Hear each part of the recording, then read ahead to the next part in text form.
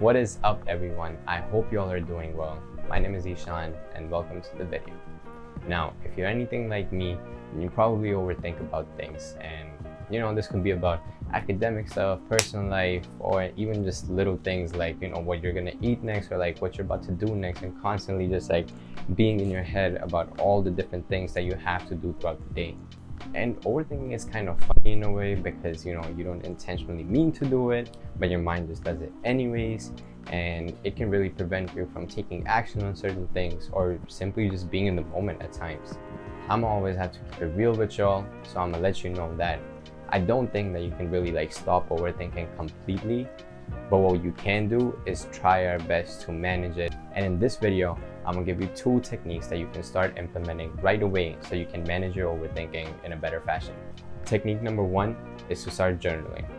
Now, this might seem basic, but writing things down can take some of the weight off of your mind while also helping you be in more control of your thoughts.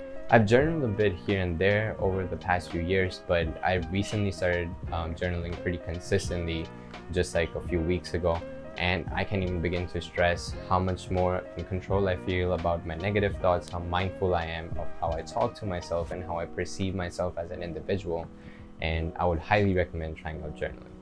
And if you're someone who's been looking to start journaling or just haven't gotten the chance because you don't know where to begin, you can start with the 3 following things. Every single morning, as soon as you wake up, don't touch your phone, go right to the journal, write down 3 things that you're grateful for, 3 things that you're looking forward to for the day, and 3 affirmations. For the 3 things that you're grateful for, a lot of people think like it cannot be materialistic things. That's something you can't be grateful for.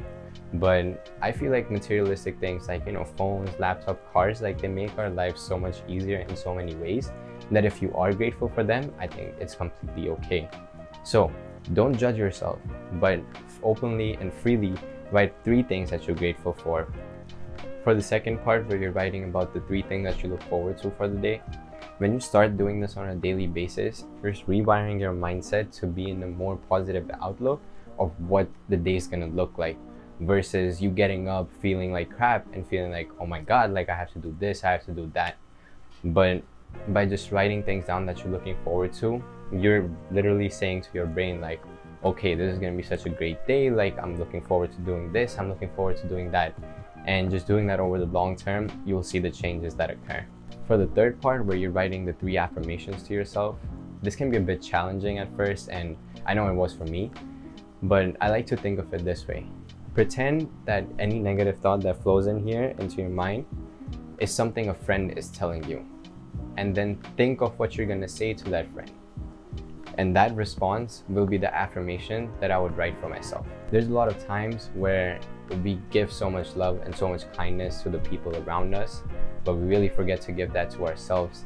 And I think those affirmations really help that, and they're really crucial to just you realizing that, okay, like I can give myself that love, I can give myself that kindness because you deserve it. Trust me on this, man. If you stick to journaling for even just like 30 days, you're gonna see such a big difference. If you're a bit skeptical, you don't think it's gonna work, or you don't think it's gonna do anything, just try it out for like 3 weeks or 4 weeks straight, and then decide, okay, like maybe I can continue because I like it, or maybe you don't want to continue. But definitely do try it out, because I guarantee you're gonna see changes. Technique number 2 is what I call fuck around and bring your mind back.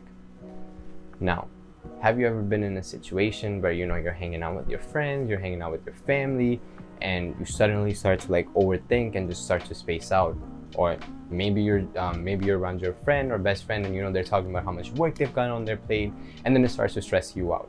I experience this pretty frequently actually, and especially being on a college campus. When you're around other college students, they're always like, oh my god, like I have to do this, I have to do all of that, and then it kind of starts to stress me out at some points as well. But you got to recognize that this overthinking in your head is doing you no good. So with that said, let's head into the 2 things I have for this second technique. Number 1 is the box breathing. Now, if you've never done box breathing before, here is how it rolls. You take in a long breath for 4 seconds, then you hold that breath in for 4 seconds, and then you exhale that breath for 4 seconds. Now, this adds up to like 12 seconds, and you have to do 5 repetitions of these, so that adds up to 60 seconds or a minute. But a minute can really make a big difference when you're just focusing on your breathing, you know, really releasing your mind of all those thoughts. But the key here is to make sure that your mind is solely focused on the breathing. Any other thought that comes in, you know, just like try to steer away and still bring your mind back to the breathing. And what I do personally is just count on my fingers, because it gives me that visual stimulation that my mind needs, to just, you know, not sway away, not overthink about anything else, but having that visual stimulation along with that intellectual stimulation where I'm just simply thinking about my breathing. I think it really helps me to really center myself and just bring myself back in. Part 2 of this technique is what I like to call shake it off. Now, I think it has a different name, and I personally learned this from one of my favorite YouTubers, David from How to Beast. And quick shout out to him. You know, if you haven't checked out his channel, he does a lot of self-improvement, nutrition, and fitness videos, so definitely check him out. But going back to shake it off, basically what you do is you just close your eyes, you take a deep breath in, you let it out, and then you just shake your whole body, you know, your arms, your legs, and you just start making some weird noises with your mouth, like whatever you want to do, like now, if you're in a public setting, this may seem weird, so if you want, you can go excuse yourself, or if you're a boss and you just don't give a fuck about what other people think, then go right ahead. Now, this might seem so weird, and not gonna lie, it actually feels super weird just doing it on camera for the first time. But honestly, this has worked wonders for me. Whenever I start to like feel like my anxiety is taking over, or like I'm just over in my head overthinking about like some random BS that I probably shouldn't even be overthinking about in the first place, this just helps me, you know, recenter my focus and bring myself back into the moment. And if you try it out, you're gonna see for yourself. That is all I got for this video. If you're looking to try any of these techniques, or you've already had some experience with these, let me know in the comments down below. And if you made it this far into the video, I just want to say I appreciate you and thank you so much for tuning in. Go ahead and click that like button. It really helps the channel out. And if you're new to this channel, don't forget to hit that subscribe button, because I release 2 new videos about self-improvement every single week. And I'm gonna catch you all in the next one.